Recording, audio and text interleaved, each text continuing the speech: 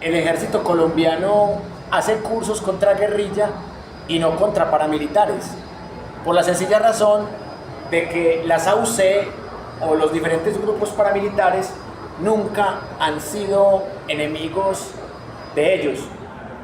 Salvatore Mancuso Gómez lo dijo en mayo del año pasado ante la Jurisdicción Especial para la Paz JEP, que los militares y policías nunca fueron enemigos de ellos, por el contrario, fueron aliados. Y con lo que vemos en este juicio que se hace contra Publio Hernán Mejía Gutiérrez por 72 ejecuciones extrajudiciales a civiles, notamos que esa doctrina militar todavía sigue siendo imperante. A ellos los educan con la doctrina de Estados Unidos, que ustedes saben que se conoce como la doctrina de la seguridad nacional, que Uribe la llamaba la seguridad democrática, que es pura escuela de las Américas y Operación Cóndor, que significa que ellos solamente combaten a las guerrillas o a los que ellos llaman la ideología enemiga, que sería la ideología socialista, que a veces también de manera errada la confunden con la ideología comunista. Socialista y comunista no es lo mismo, pero acá en Colombia es tanto el adoctrinamiento de estas fuerzas militares que ellos utilizan esos términos indistintamente y están adoctrinados para odiar. Por fortuna, algunos militares y policías han logrado zafarse de esa doctrina de la Escuela de las Américas, de esa doctrina del Plan Lazo, de la Operación Cóndor, de la seguridad democrática de George Bush. Y esos son los militares que realmente están a favor del pueblo, no a favor de los victimarios o los que han desangrado al pueblo colombiano. Así que en esta parte de la clase quiero que analicemos las preguntas del procurador, que viene de una procuraduría de la Casa Char, una procuraduría uribista. Cómo el procurador le hace preguntas al teniente Mora, que lo han acusado de 17 ejecuciones extrajudiciales, de las 72 de las que están acusando al coronel retirado Publio Hernán Mejía Gutiérrez. Escuchemos una pregunta más de las que hace el procurador en este juicio. ¿Impartió usted instrucción a Alférez? Sí, recién llegado a la escuela militar estuve con una compañía de Alférez, pero solamente en la escuela militar, no salí con ellos a hacer ejercicios de terreno. Gracias. Advierte usted que participó en diversas acciones, ejecuciones extrajudiciales en las cuales asignaron combates, celebraron documentos para simularlos y había dado como hacer todas las órdenes para asesinar personas en diversos hechos que hacen parte de la acusación. Quiero preguntarle sobre esto, ¿cuál es su situación jurídica actual en la justicia penal ordinaria en el momento de suspenderse estas actuaciones? En el punto de qué procesos tiene o tenía abiertos y si hubo condenas. Sí, señor, yo tenía 2 condenas, una por 40 años y otra por 30 años. El tipo estaba condenado a 70 años, imagínense, y los grandes jefes están impunes y politiqueando y haciendo cursos de liderazgo en universidades privadas. Esa es la justicia colombiana. ¿Ustedes creen que si el tipo fuera un pez gordo de los politiqueros, fuera un expresidente, un ministro de defensa o hasta un general de la República, ustedes creen que estaría condenado a tantos años? Esa es la pregunta que yo me hago. Tenía procesos abiertos en la justicia ordinaria, estaban en etapas de indagatorias. En esos procesos, el número, ¿recuerda cuántos son? Unos 4 o 5 procesos. Relacionados todos con hechos ocurridos en la Copa. Todos con hechos ocurridos en la Copa.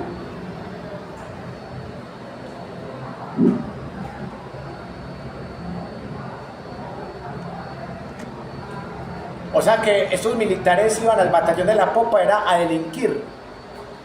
Y aquí la pregunta es, ¿en qué momento los tales hombres de honor, porque yo me acuerdo que cuando estaba pequeño daban una serie, dice que los hombres de honor, y los pintaban como héroes y que salvaban a la población civil y que derrotaban las guerrillas?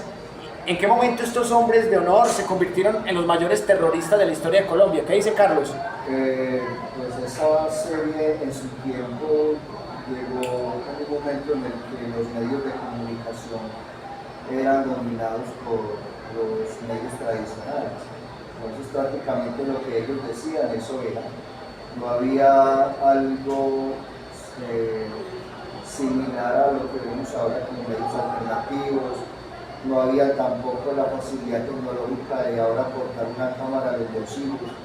Entonces, registrar todo lo que iba pasando, para registrar la verdad real, no la que ellos percibían, no era posible. Ya, por ejemplo, las denuncias que ahora llegan de la cotidianidad que hace la policía y el tránsito en las ciudades y los pueblos. Eso tampoco se podría hacer hace 15 años, 20 años. Lo que pasaba en esos agentes quedaba impune prácticamente. Era lo que ellos dijeran y ya la irregularidad quedaba hecha. Es la importancia de las nuevas tecnologías. Por eso es que este curso, de cierta manera, se llama así: pensamiento crítico y nuevas tecnologías. Dos conceptos bastante ambiguos y polémicos. El pensamiento crítico tiene muchas escuelas, pero acá tratamos de apropiar la definición de la escuela cognitiva. ¿Qué significa el pensamiento crítico en la escuela cognitiva? Significa un conjunto de habilidades que nos permiten resolver problemas y tratar de interpretar la realidad desde diferentes miradas.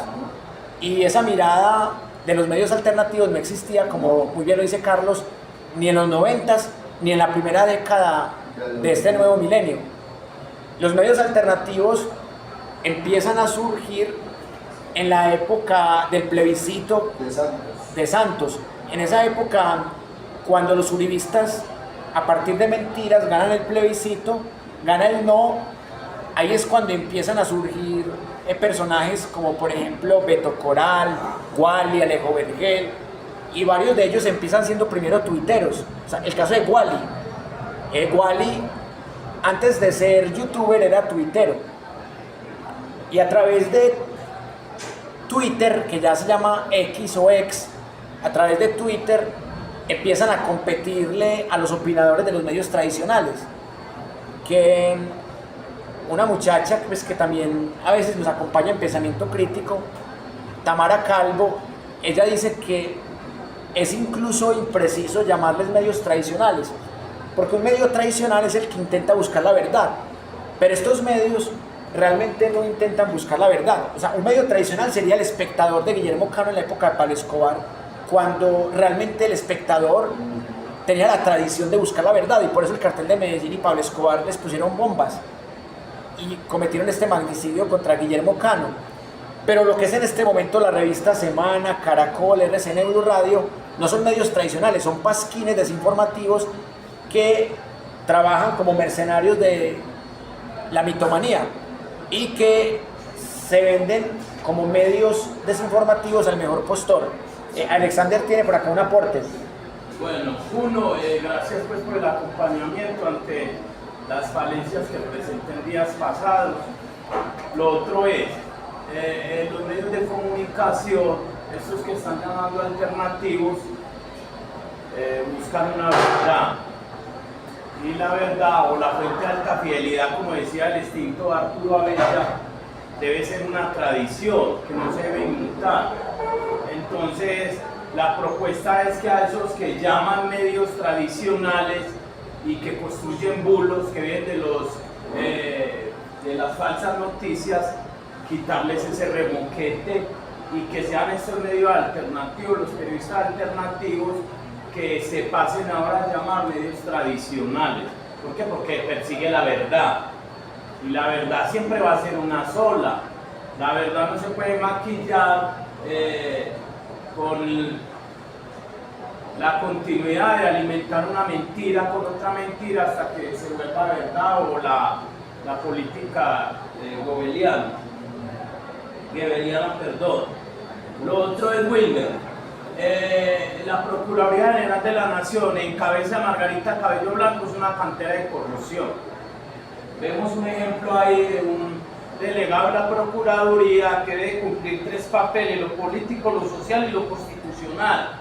Yo fui víctima de un procurador sumiso, un afrodescendiente sumiso que se transforma entonces en otro verdugo en contra de la víctima, del supuesto perpetrador, acolitando todas las políticas criminales de un fiscal serial especializado en el trasiego de falsos positivos policiales y judiciales. Aquí este procurador da un mal ejemplo.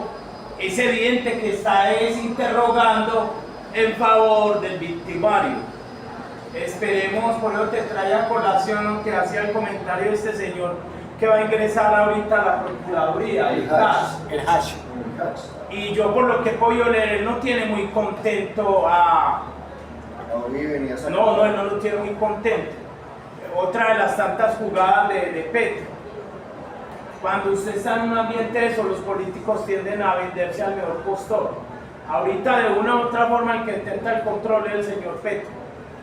Confiemos que ya con Defensoría, que con Fiscalía, yo pienso que la señora Luz Adriana Camargo está haciendo las cosas bien. Está haciendo las cosas bien a partir de que con ese puente que establecimos, Wilmer, y la publicación que dio en el tercer canal, se va a establecer una línea directa con esta fiscal con relación a los casos míos. Los días de trasiego de falsos positivos policiales judiciales de Víctor Emilio Arroyo de Lopera están contados. Hay una línea directa, el señor abogado se está encargando de esto. Él me dice, él pertenece a un cartel de fiscales especializados en esto, en sociedad con esta señora mal llamada la fiscal de Hierro, que entre comillas yo digo que es la fiscal de Escatón. Claudia Carrasquilla. Claudia Victoria Carrasquilla Minamí. Ayer tuve la oportunidad ya en la instalación de la mesa de paz de verla. La señora no estaba muy altiva, entonces ella me esquivaba la mirada y yo siempre encima, ¿qué doctora? ¿Cómo va todo? Pero ella ya sabiendo que la dejé en evidencia en el tercer canal. En los próximos días se va a dar la publicación de RTBC más contundente y más minuciosa con relación a estos fiscales que forman parte de un cartel de fiscal serial especializados en el trasiego de falsos positivos policiales, que ahí también está nuestro gran amigo Federico Gutiérrez. Ofrecían unas recompensas, tenían un testigo estrella que tenía la capacidad de la teletransportación en el mundo criminal. Lo veía usted en estructuras de Bello, de Itagüí, de Envigado, de Robledo, siempre señalando. Y a la hora de la recompensa las cobraban ellos. Federico Gutiérrez en sociedad con Claudia Carrasquilla, Minamí y otros fiscales. Posiblemente se van a presentar imputaciones. Confiemos en esta fiscal. Yo pienso que ella está haciendo las cosas bien. Es que es imposible, pues, de que Petro se hubiese equivocado con ella. Esperemos que pasa. Bueno, tengo 3 comentarios ahí para que sigamos con la audiencia. El primero, que el procurador no tiene mucho que ver con Petro, pero tampoco tiene que ver con el uribismo.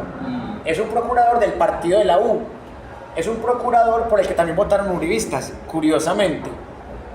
Fue elegido de manera unánime, sacó mucho más votos que los que había sacado Margarita Cabello Blanco. Esperemos que sea menos malo. Yo no espero que un procurador sea bueno, pero sí espero que sea menos malo, que no es tan difícil ser menos malo que la señora del clan de los Char, la uribista, Margarita Cabello Blanco. Y sobre la fiscal pienso lo mismo. Tampoco es una fiscal progresista, pero mejor, porque es que la idea era esa, no es que sea una fiscal que sea del pacto histórico y que condene a los uribistas y que absuelva a los del pacto histórico que sean culpables. Así como esperamos que condenen a Álvaro Uribe, a Diego Cadena, también esperamos que condenen a Nicolás Petro. Si Nicolás Petro cometió delitos de enriquecimiento ilícito de lavado de activos, así sea el hijo del presidente, debe pagar cárcel, porque en Colombia hay separación de poderes. Y la ley debe ser supuestamente igual para todas las personas, sin importar que sea el hijo del presidente o el hijo del expresidente. Yo espero que Nicolás Petro sea condenado, porque eso hablaría muy bien de la fiscalía, porque condenan a Uribe, condenan a Diego Cadena, pero también condenan a Nicolás Petro, y a todo aquel que delinca lo condenan. Eso es una fiscalía buena. Sí. Llama poderosamente la atención de los medios alternativos, los que yo ahora naranja llamar tradicionales, porque están les entraña la verdad. Cómo cayó Luis Carlos Vélez de la FM. Y cayó porque había una sumatoria de cosas, de estupideces en autoría material intelectual de este pseudo periodista, que llevó a los que realmente controlan RCN a sacarlo, porque les estaba haciendo perder mucho dinero. Un tipo salir a decir que los premios Simón Bolívar son premios cloaca, y toda esa cantidad de ataques fue una sumatoria y lo sacaron. El culmen fue despotricar de la COP, decir que eso era una reunión de lagartos y que era más viable de pronto una final de la Champions League. Irse lanza en riste de forma racista y arribista en contra de Telepacífico. Sí, eso fue la salida. Y el papá, pues en su política pseudomafiosa, supuestamente también renunció a RCN.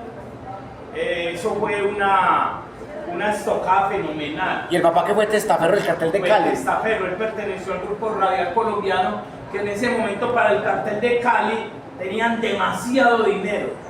Querían empezar a hacerle competencia tanto a RCN como a Caracol.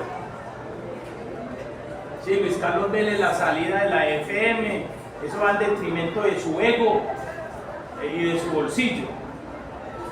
Ojalá que también lo sacaran. Él está en Univisión, ¿cierto? En Univisión, pero allá sí no lo sacan porque eso es un pasquín barato, estilo semana, mucho peor que la FM.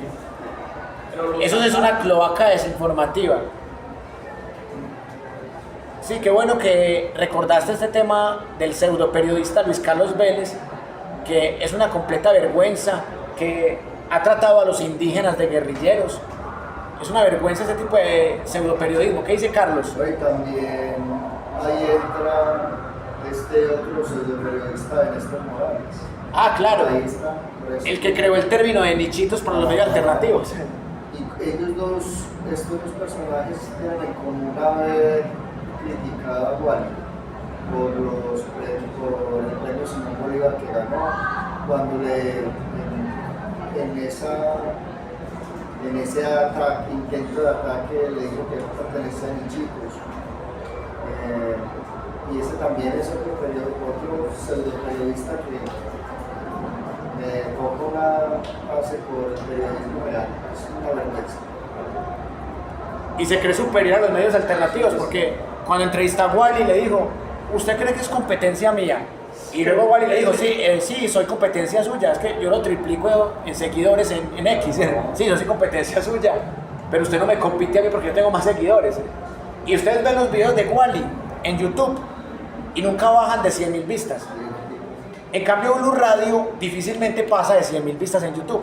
O sea, si hablamos de redes sociales, Wally es más poderoso. De pronto Blue Radio tiene un montón de emisoras, pero Wally también está participando como periodista en las emisoras de RTVC. Así que por ese lado no tiene cómo ganarle a Wally ni por un lado ni por el otro. No, fue una competencia dura. Sí. Ellos creyeron que estos bichitos eran gente que no iban a prosperar, que iban a quedar del olvido. Y para nada. Creyeron que iba a ser una moda de 2016. Una moda pasajera. No, y esos nichitos cada vez crecen más y cada vez tienen más engagement. No, y la gente joven, y ustedes que son personas jóvenes, ustedes ya no ven casi medios tradicionales en el sentido negativo que los conocemos como Caracol y RCN. De pronto hay una generación de personas que tienen más de 40 años que son uribistas, los que son uribistas obviamente, porque también hay mucha gente mayor de 40 que ya no es uribista, pero los que siguen siendo uribistas y mayores de 40 años es porque tienen una conexión casi fanática con esos medios estilo Semana, Caracol, RCN. Y ellos creen que solo porque esos medios lo digan, por eso es verdad, por eso se creen todas las mentiras y todas las noticias falsas que sacan. Y por eso es tan importante que hayamos llegado a este tema. Ahora sí quiero que escuchemos las preguntas del procurador, las respuestas del testigo, del compareciente, para que saquemos unas conclusiones y salgamos al primer descanso, o al único descanso, porque solo hay un descanso. Recuerdo que en algunos de estos procesos también estuvo vinculado el coronel en ese entonces, Mejía. Al principio no. Ya al final compartimos audiencia precisamente en lo que se refiere a la operación Judas.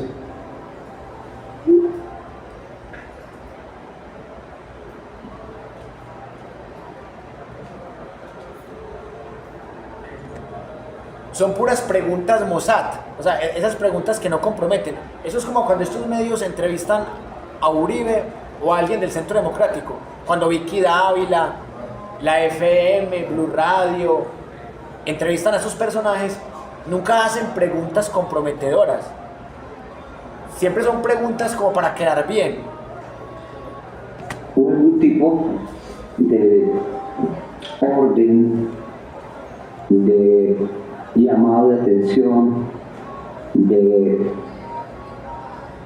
sanción de parte del comandante Mejía para ese entonces por las prácticas que se hubieran podido evidenciar en torno a ejecuciones extrajudiciales, que expresamente se hayan referido a ellas. No, no señor.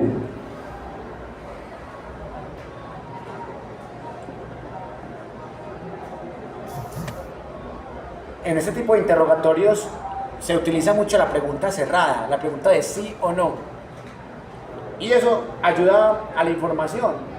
Pero también en el pensamiento crítico es importante la pregunta abierta, que el compareciente explique con detalles por qué le dio por acabar con la vida de 17 civiles y presentarlos como guerrilleros caídos en combate. O sea, preguntas que permitan una argumentación, una reflexión, pero nada, preguntas totalmente literales que en nada ayudan al proceso de esclarecimiento de la verdad, de la búsqueda de la justicia, de la reparación y la no repetición.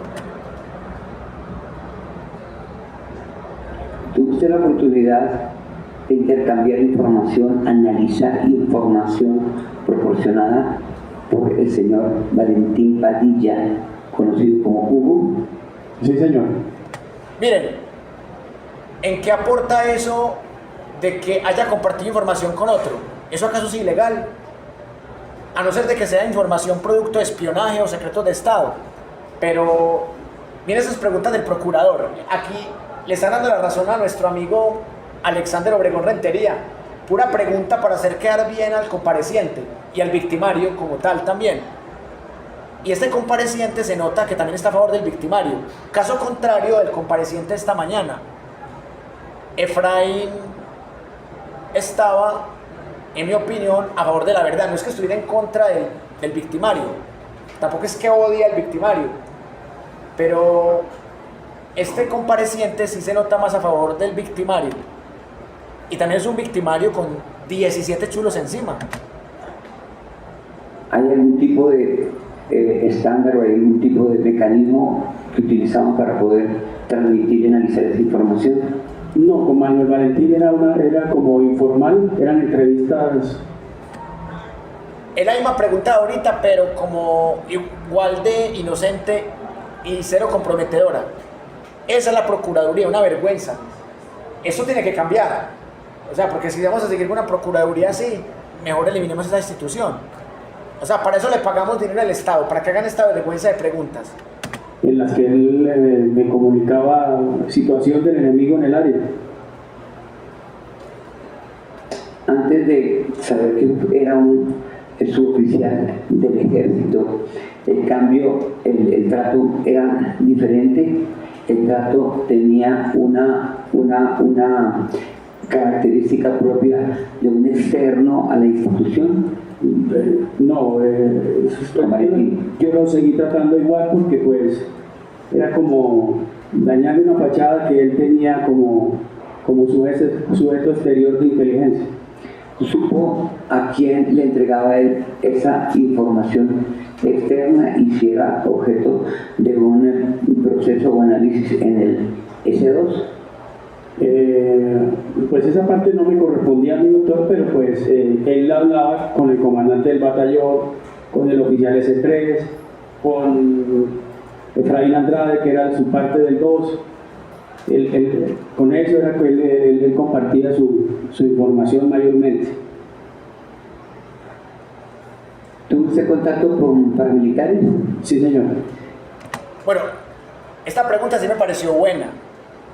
Mire, Alexander, que esos procuradores a veces hasta disimulan bien.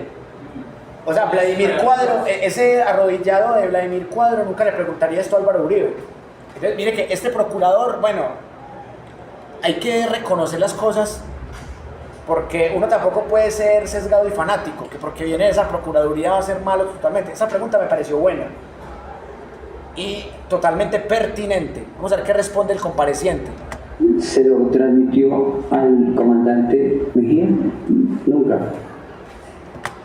Pero miren, a pesar de que la pregunta fue buena, el compareciente se nota que está tratando de sacar en limpio a su superior Publio Hernán Mejía Gutiérrez. O sea, él reconoció que era un militar parapolítico, pero sacó en limpio a su superior. O sea, como quien dice, yo estoy hundido, pero no quiero hundir a mi superior. Entonces, repito, este compareciente de una se ve que quiere sacar en limpio al genocida de 72 ejecuciones extrajudiciales. ¿Qué dice Carlos? Yo creo que eso también se ve mucho cuando intentan los de más alto rango salvar a los que están por encima de ellos. Eso también lo vamos a ver cuando quieran inculpar a Mario Montoya, cuando traten de llevar la investigación hasta incluso los ministros de la época, el presidente de la época, los presidentes de la época, eso ocurrió varios presidentes. Eso no es de sorprender. La verdad no, raro fuera que hablaran de todo.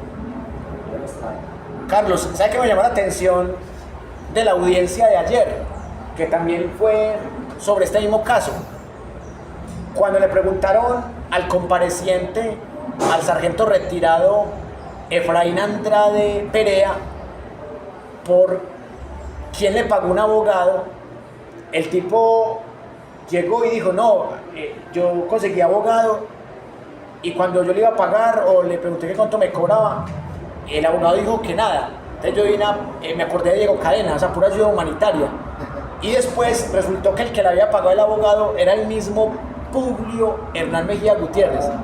Entonces ahí se notó de una cómo opera esta mafia. O sea, le pagan los abogados a los súbditos para ellos quedar limpios y para que los súbditos le queden debiendo favores a ellos. Esa es la estrategia. ¿Y a Publio Hernán quién le dio esa plata? Exactamente. Va siguiendo el origen del dinero. Y esos abogados no cobran barato. Por ejemplo, ¿cuánto le iba a cobrar Miguel Ángel del Río al fallecido teniente coronel Oscar Darío Dávila Torres? ¿Cuánto le iba a cobrar? 500 millones de pesos. Incluso le había abonado 50 millones. Y la pregunta es, ¿de dónde lo sacó? ¿Se endeudó para sacarlos o qué? Y ojo, que la muerte de ese señor sigue siendo muy extraña. La fiscalía de Barbosa, medicina legal, detectó que él se había quitado la vida, pero a él lo habían amenazado. ¿Y cómo la fiscalía, manipulando medicina legal, va a dar una versión diferente que no favorezca a Barbosa? Es que eso fue lo extraño, que si eso hubiera sido una muerte generada pues como por Petro o alguien así en pacto histórico, de una se hubiera pegado de ahí para tratar de atacar, de desestabilizar, pero le dimos una gestión muy rápida. Eso fue una investigación express y todo quedó como así. Eso fue algo muy extraño. Y Alejandro Bermeo, Fran Portilla, le echaban la culpa a Petro. O sea, Sí. incluso hasta Alejandro Bermeo inventó que Petro iba a acabar con la vida de su hijo cuando lo visité en Barranquilla. Y es increíble que esos videos no los tumben de YouTube. O sea, unos videos con unas calumnias gravísimas, unas injurias extremas, y esta gente sigue publicando contenido. Otro es el tal Santiago Giraldo, el que replicó el efecto Mandela contra Jaime Garzón de que era del ELN. Ese tal Santiago Giraldo, cuando Petro intercambió el sombrero con Mancuso, dice que Petro Paraco. O sea, ¿en qué momento un presidente que se reúne públicamente con un ex paramilitar se vuelve paraco por eso? O sea, que realmente Mancuso salpica 10 veces a Uribe y Uribe no es paraco, pero Petro, por intercambiar un sombrero con Mancuso y por ponerlo como gestor de paz a reparar víctimas, entonces ahí sí Petro es el paraco. No, y simplemente recordar cuando Mancuso fue al Congreso y fue aplaudido y ovacionado de pie. Un Congreso que era parapolítico y uribista. Pues, Y los, sí, y los- aquí no hubo eso. nada de alerta, ninguna. Y los mismos que lo aplaudieron ahí son los mismos que ahora lo tratan de mitómano, son los mismos. Y así es la doble moral en este país. Vamos a ver qué otra pregunta le hace el procurador. Mencionó usted que a la llegada de algunas de estas operaciones exitosas había celebraciones, agasajos. ¿Estos eran previamente preparados o se preparaban una vez se daba el parte de victoria? Una vez se daba la victoria. ¿Quién los organizaba? Cuando yo estuve, mi mayor Gómez era de la parte administrativa y era el encargado de esos recursos para esa situación. Mencionó usted que allí participó, iba a participar por lo menos una vez al gobernador. El comandante en ese entonces y en el periodo correspondiente al coronel Mejía también estuvo presente en estos agasajos, en estas celebraciones. En ese agasajo, sí, señor. Bueno, no sé qué tanto aporte eso de que hablen de quiénes fueron, quiénes aportaron por las celebraciones. ¿Eso en qué aporta? Me pregunto yo para el caso. ¿En ese solamente? En ese solamente, fue el único donde vi al exgobernador. Y al coronel Mejía.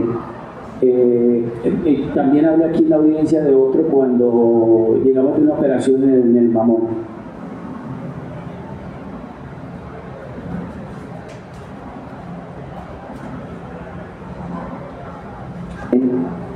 O sea, están tratando de esclarecer con él 17 ejecuciones extrajudiciales de las 72 que tiene Publio Hernán Mejía Gutiérrez. Pero esa pregunta de la celebración, ¿en qué ayuda a esclarecer eso? O sea, yo sigo sin entender. ¿Ustedes sí entienden esa pregunta qué sentido tiene?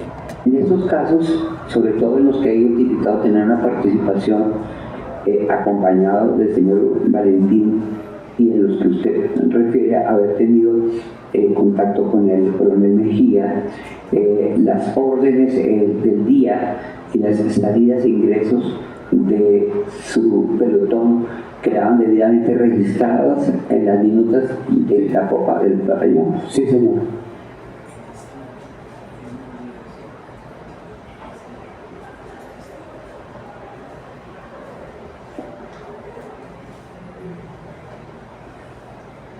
Sí, muy lento eso.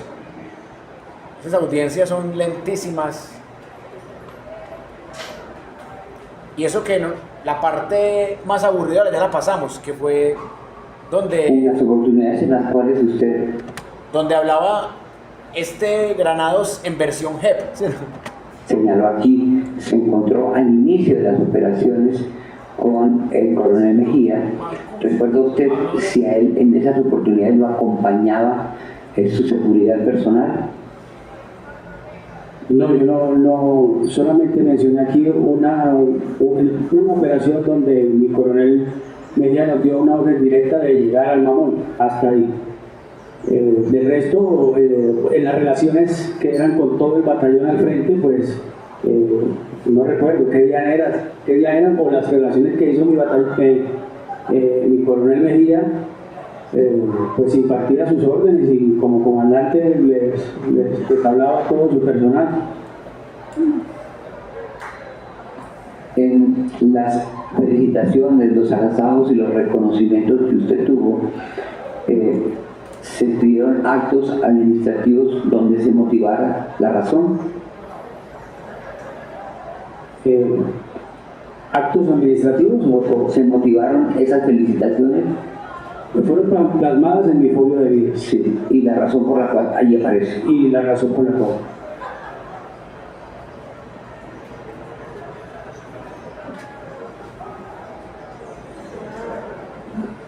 Hablemos del mamón, de lo ocurrido el mamón y de las 3 personas que fueron halladas en un hueco.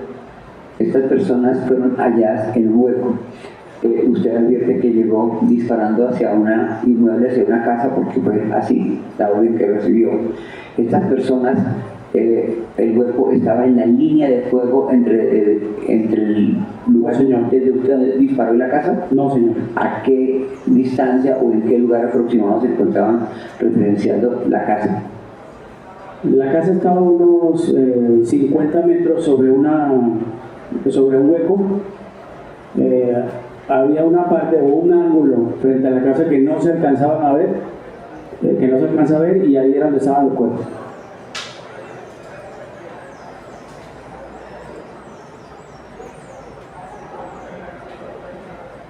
En múltiples de los informes, en varios de los informes, por lo menos en 2, se advierten hallazgos. Incluso mencionó usted un uniforme que se le había entregado a una guía, si no me equivoco. Ustedes llevaban entonces en este sentido para estas operaciones armas y uniformes adicionales, ¿sí o no? Sí. ¿Con qué propósito? Con el propósito que si había que uniformar a un guía, pues le prestáramos un uniforme. La dotación del soldado eran entonces todos camuflados. Entonces, el que llevaban puesto y uno que de pronto se tenía en la reserva, en el equipo. Y en la doctrina está la práctica de uniformar a los informantes, así no pertenecieran al arma. Bueno, yo aquí le tengo que responder porque pues mi experiencia me da para responderle que siempre se usó así en todo el ejército, que se le prestara por la seguridad inclusive del guía un uniforme camuflado para que pudiera mimetizarse con el ambiente. Las simulaciones, los simulacros que usted también aquí refirió, ¿resultaron ser iniciativas suyas? ¿Obedecían a una práctica? Y le hago una pregunta compuesta, pero no porque, para que una vez que ayude, ¿recibían una orden de su ejecución de esos simulacros? La única vez que recibí una orden fue la que dije aquí del mamón, donde me dijeron que disparara a la casa. El resto lo simulé yo. En uno de los casos de Bosconi llama la atención de que una sola persona llevara 13 minas, un revólver, 6 cartuchos y 2 granadas. Aparentemente, me puedo equivocar, pues es un arsenal que difícilmente llevaría una persona. En ese sentido, ¿cómo se manejaba la proporcionalidad o por qué esta desproporción en ese hallazgo? Bueno, ahí no puedo yo...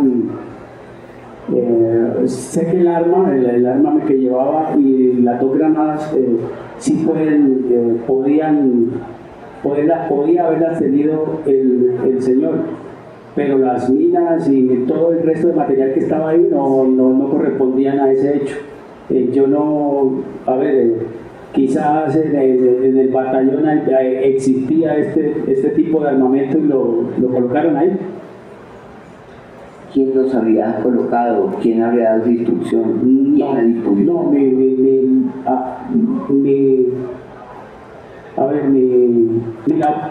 Está muy nervioso. O sea, está gagueando más de la cuenta. ¿Por qué se pondrá tan nervioso? Me pregunto yo. Porque solamente terminaba cuando yo hacía el informe de patrulla. Hasta ahí nomás. Ya de ahí para allá el reporte a las unidades, el radiograma que se llevaba a la brigada, el comando operativo, ya esas cosas no me correspondían. ¿Qué informaban? ¿Qué colocaban? ¿Qué material se incautó? Esas cosas no me correspondían a mí. ¿Quién podría revisar esos informes en donde se plasmaban falsedades en las simulaciones? Y tal como aquí usted mismo lo ha mencionado, si ha evidenciado, pues aparecían contradicciones o situaciones desproporcionadas. El oficial S3 y el oficial S2. ¿Alguna inspección por parte del Comando de Ejército tuvo acceso a estos documentos para hacer revisiones? Bueno, Yo escuché, pero no vi, tampoco estaba que que por lo menos una vez la inspección del ejército fue al batallón La Popa a revisar sus depósitos, eso lo escuché yo. No estuve presente, no lo vi, son cosas que escuché. No supo qué pasó. No supe qué pasó. ¿Recibió usted la retención de unos campesinos, de unos civiles para evitar ser delatados o para evitar frustrar la acción? ¿Esta era una práctica común? No, señor. ¿Recuerda cuántas veces tuvo que acudir a ella para poder garantizar el éxito de su operación?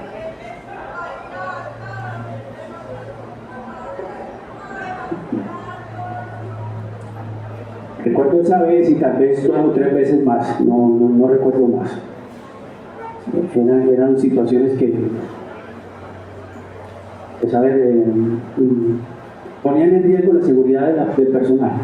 ¿Supo usted si esas privaciones temporales de la libertad fueron objeto de denuncia, investigación, procesos que lo vincularon? No, señor. En esta oportunidad en la que habría retención de campesinos o cuando efectivamente recibían personas civiles con vida que luego eran ejecutadas, ¿hubo interrogatorios previos a su ejecución? No, señor. Mejor dicho, los mataron a sangre fría. Y así los jefes de estos victimarios dicen que van a ir a la Corte Interamericana de Derechos Humanos que porque no les aplazaron una audiencia un mes más. O sea, los jefes de estos se venden como víctimas y como salvadores para 2026. Y estos cobardes no solamente mataban campesinos civiles inocentes, sino que ni siquiera mediaban palabras, o sea, ni siquiera les permitían algún tipo de argumentación. Y esto cobardemente se llama homicidio en personas protegidas. Estos se llaman crímenes de guerra o violaciones al Estatuto de Roma. ¿Era importante o no en este caso poder obtener información si los señalamientos los vinculaban con los grupos a los que ustedes perseguían? Sí, prácticamente yo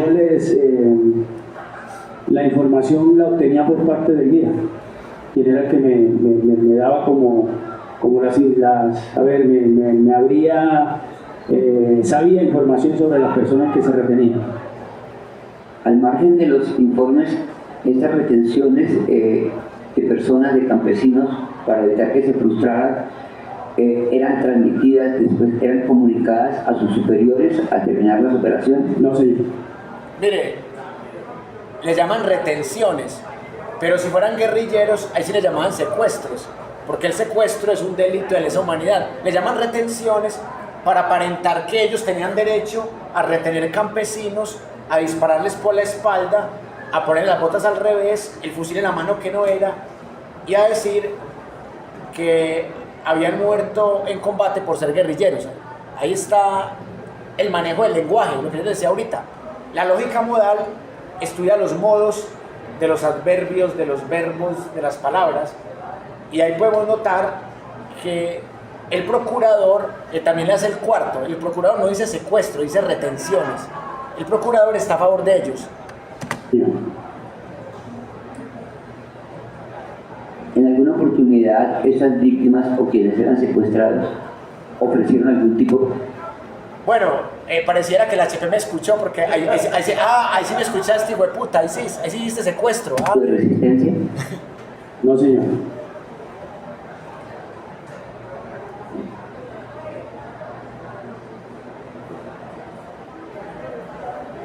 Pero noten algo, que así como algunos utilizan los términos de socialismo y comunismo como sinónimos, aquí el procurador también está utilizando el término de retención y de secuestro como sinónimos. Y ustedes saben que la retención tiene un marco de legalidad. Por ejemplo, si yo me robo un celular y la policía me coge infragante, la policía me puede retener. Yo no puedo decir que la policía me secuestró. Pero si yo estoy dando una clase como esta y entra la policía y me lleva, eso sí sería un secuestro de la policía, pero la policía va a decir que me retuvo para investigarme. Es decir, ahí está el manejo del lenguaje. La retención no es un crimen de lesa humanidad, el secuestro sí. Y no todos los secuestros son extorsivos. Hay secuestros que se hacen con fines criminales o de crímenes de guerra, como estos.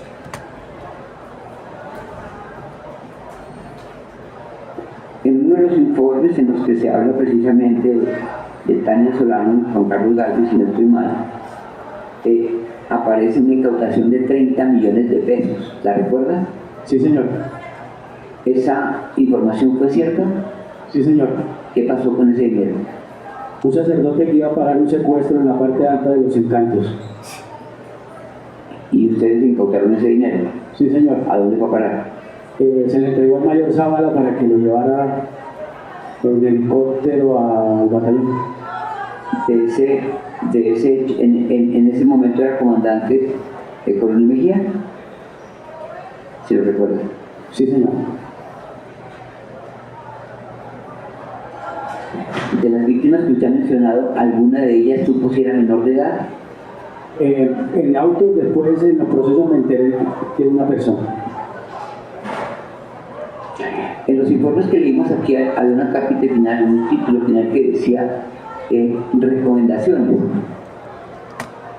Mire que el procurador hizo una pregunta incompleta. Le preguntó por los 30 millones, pero no le siguió indagando. Bueno, llegó al batallón y de ahí a dónde fue. ¿Fue a la Sociedad de Activos Especiales o a dónde fue? ¿O fue a manos de un testaferro? Y le hace la pregunta por los menores de edad. Que otra cosa abominable es que muchas de estas víctimas de ejecuciones extrajudiciales eran personas de 13, 14, 15 años. O sea, ¿en qué cabeza enferma cabe que una persona tan joven merece ser matada de esa forma tan vil, tildándola de guerrillera y matándole por la espalda? Ni siquiera se tomaban el trabajo de dispararle de frente, sino que le disparaban por la espalda. Sabiendo que cuando uno mata a una persona en combate, pues debe tener los tiros por lo menos en el pecho o en el estómago, no en la espalda, ¿no? Increíble. Allí no habría que sentar un plan de seguimiento o unas siguientes acciones máximas cuando a veces los hallazgos tenían que ver con escuelas de entrenamientos o lugares en los que habría presencia nutrida para ustedes enemigos. Si estamos hablando de la operación que se hizo hacia Venezuela, el comandante de la brigada ordenó retirarse del sitio de los hechos. Obvio que lo que se debía hacer es seguir sobre el sitio, seguir sobre el rastro, seguir viendo por qué ese ganado estaba al otro lado, pero pues la orden se cumplió retirando del sitio. ¿A quién estaban dirigidas esas recomendaciones en sus informes? ¿Cuáles son sus recomendaciones, doctor? Voy a revisar porque hay recomendaciones en los informes.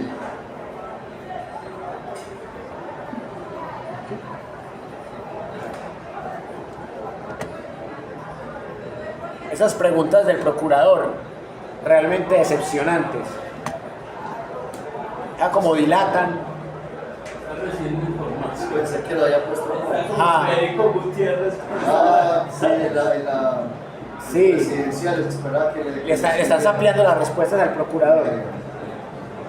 No, ese procurador ya no tiene más preguntas, o sea, ya ahí ya estás buscando quemar tiempo. Voy a colocar solo ejemplo uno, porque creía que es suficiente, que es el informe de patrullaje del 18 de marzo del 2003, correspondiente a la orden de operaciones fragmentaria 024, batallón de artillería. Esta es la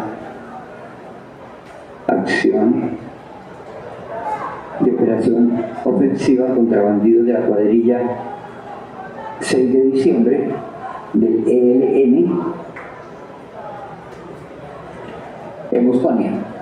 En la parte final advierte recomendaciones.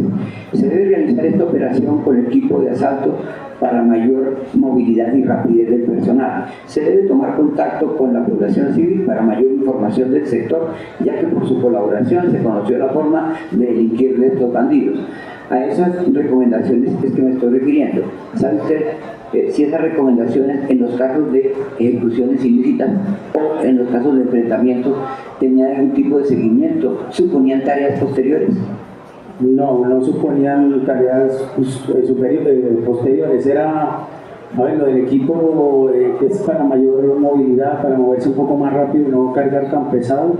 Por eso se refieren ahí a eso. O marca el contacto con el campesinado de sacar inteligencia de pronto del sector, por donde habían pasado frecuentemente, etcétera. Esas clases de cosas se podían hacer en el transcurso de la operación. De esas recomendaciones que se entienden están dirigidas o tienen un propósito futuro, ¿había algún tipo de tareas propias? Entonces de allí salían algún tipo de compromisos de ustedes mismos para con operaciones posteriores. Pues la experiencia que nos traía una operación nos hacía pues adquirir, valga la redundancia, más experiencia para las próximas recomendaciones, hacer las cosas mejor. Hacer las cosas mejor.